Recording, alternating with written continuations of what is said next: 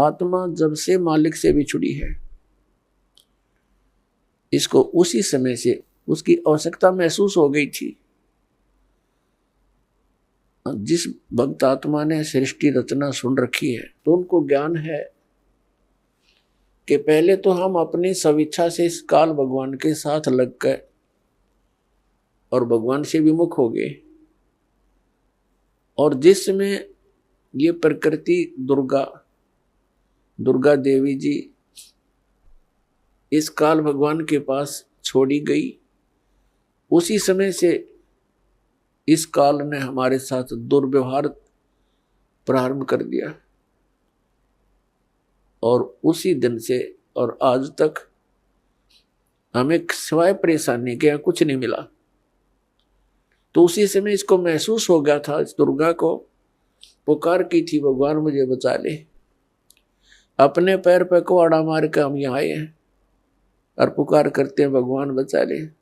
अभी तक हम उस भगवान से प्रार्थना करते रहे जो हमें दुखी तो कर सकता है, सुखी नहीं कर सकता। वो कौन है? ये ब्रह्म है, ज्योत निरंजन काल है, जिसके लोक में हम यहाँ रह रहे हैं।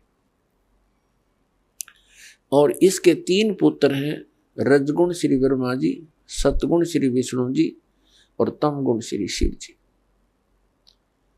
हम इनसे भी अर्ज करते हैं हमारी रक्षा करो। ये अपनी रक्षा नहीं कर सकते क्योंकि ये सक्षम नहीं है, ये समर्थ नहीं है। ये भी अपने कर्म के दंड को ही भोगते हैं और इनको इतना ही अधिकार दिया हुआ है कि जो जैसे कर्म करेगा वैसा ही फल तुम दे सकते हो, इससे हटकर आप कुछ नहीं कर सकते। ये केवल हमें अपना किया कर्म ही दे सकते हैं और ये काल भगवान के अधीन है, ये विवश हैं और अपने ही ये भाई बहन हैं। इनकी पिछले पुण्य कर्म अधिक है, इनको उच्च पोस्ट प्राप्त मिल गई इस ब्रह्मांड की। लेकिन ये आपके साथी हैं, दुश्मन नहीं। लेकिन ये विवश हैं, इस काल भगवान के संकेत के बगैर ये कुछ नहीं कर सकते और इनको केवल जैसा कर्म प्राणी करता है वैसा ही फल देने का ही अधिकार है। इसे हटकर नहीं, ना ये किसी को सुखी कर सकते और ना ये किसी को दुखी कर सकते। इनसे हटकर जो और अन्य देवता हैं उनकी तो बात ही छोड़ो। तो कहने का भाव ये है कि जब से हम भगवान से बिछड़े हैं, संकटों को झेल रहे हैं, मां कष्ट उठा रहे हैं और ऐसे ही तड़प तड़प कर हम शरीर त्याग जाते हैं और हम भगवान से पुकारते भी रहते हैं, सुनाई बिल्कुल नहीं होती। जो कष्ट आना है आ ही जाता है। तो हम किस भगवान से पुकार करते हैं जो सुख दे ही नहीं सकते, और जो भगवान हमें सुख दे सकता है हमारे प्रारब्ध के अंदर यानी किस्मत में लिखे हुए पापों को नाश कर सकता है, क्योंकि पापों के नाश होने से ही सुख हो सकता है जीव को। तो उसकी हमें जानकारी नहीं, उसका ज्ञान नहीं, क्योंकि इस काल ने अपने बहुत से एजेंट तैयार कर रखे हैं जो संत कहलाते हैं, महंत कहलाते हैं। मंडलेश्वर आचार्य और शंकराचार्य कहलाते हैं।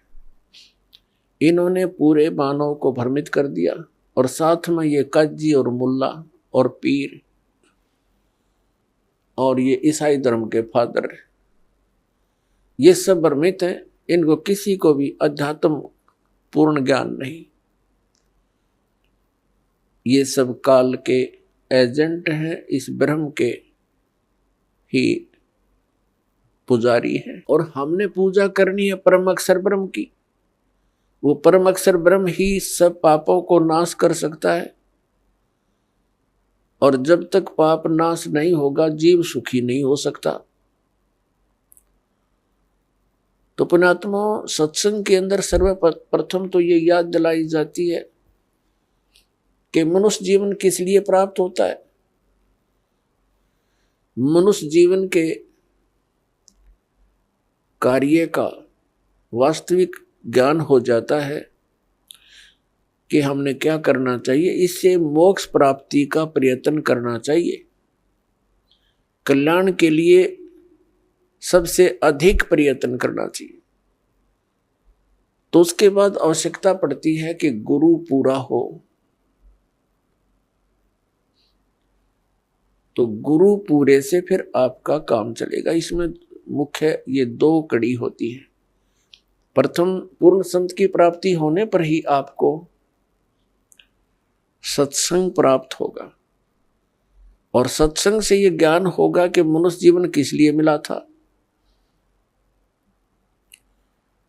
तो फिर आपका कल्याण बहुत आसानी से हो जाएगा। तो पुण्यात्मा, जो संपूर्ण ज्ञान है, संपूर्ण अध्यात्म ज्ञान है, ये पूर्ण संत ही बता सकता है। अब जैसे परमात्मा ने कहा है कि मानुष जन्म पाय कर नहीं रटे हरि नाम, जैसे कुआ जल बिना बनवाया क्या काम। परमात्मा ने मनुष्य जीवन की आवश्यकता कितनी बताई है कि जो व्यक्ति, जो प्राणी मनुष्य जीवन प्राप्त करके परमात्मा का नाम जाप नहीं करता, उसकी भक्ति साधना नहीं करता, वो तो ऐसा है जैसा जल रहित कूप होता है, वेल विदाउट वाटर, बिना पानी का कुआं। उसका नाम कूप अवश्य है जिसमें जल नहीं, लेकिन गुण कूप के नहीं। ठीक इसी प्रकार जो व्यक्ति परमात्मा की भक्ति नहीं करते, तो वो ऐसे हैं जैसे जल रहित कूप। उसका नाम मनुष्य अवश्य है, लेकिन गुण मनुष्य के नहीं हो सकते। उसके लिए सत्संग की आवश्यकता पड़ती है, और सत्संग के अंदर ये याद दिलाया जाता है कि परमात्मा की भक्ति किस लिए करें। परमात्मा की भक्ति इसलिए करें कि परमात्मा याद दिलाते हैं, साहेब से चितला ले रे मन गर्भ गुमानी।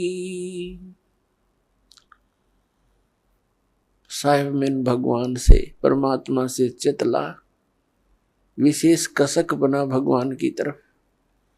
अरे मन गर्भ गुमानी, हे अभिमानी मन, परमात्मा की तरफ लग जा। क्यों लग जा, किस लिए, क्या कारण है? ना लगने से क्या हानि है, लगने से क्या लाभ है?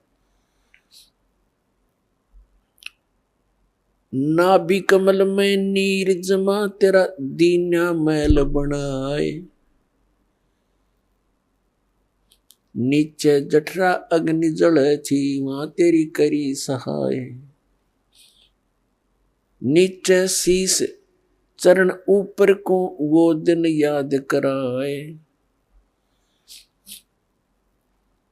दांत नहीं जब दूध दिया था, अमी महारस खाए। बाहर आया भरम भुलाया, बाजे तोर सनाए। तू ही तो छोड़ दे, अब चला अधम किस राय। दाई आई घुटी प्याई, माता गोद खिलाए।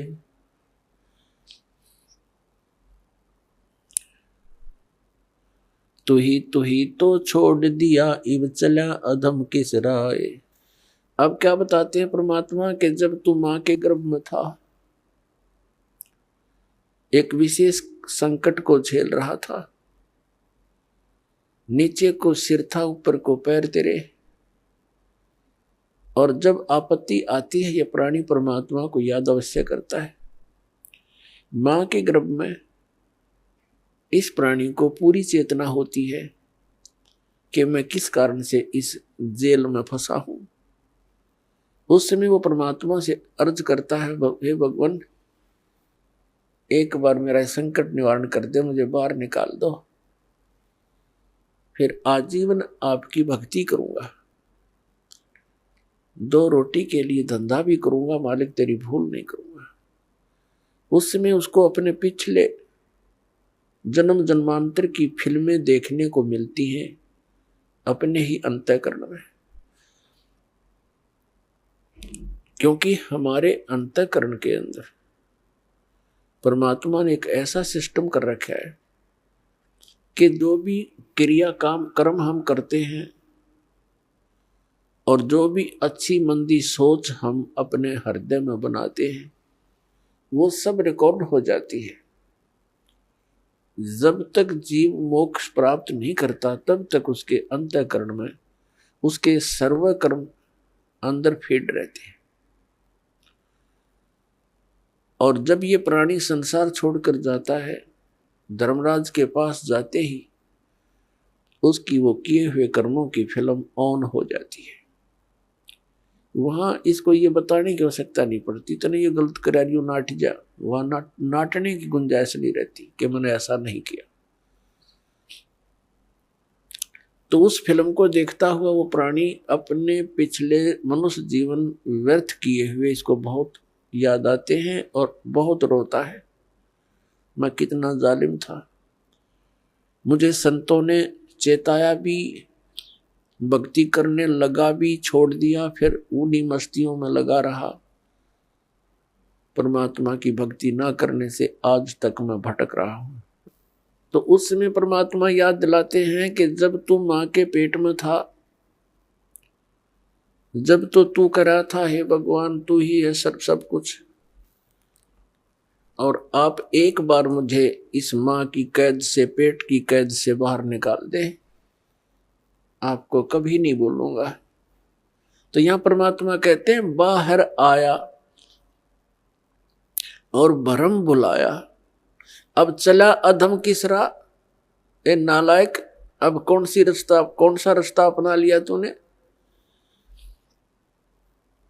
क्या बताते हैं कि 12 वर्ष खेलते बीते, लीना ब्याह करवा।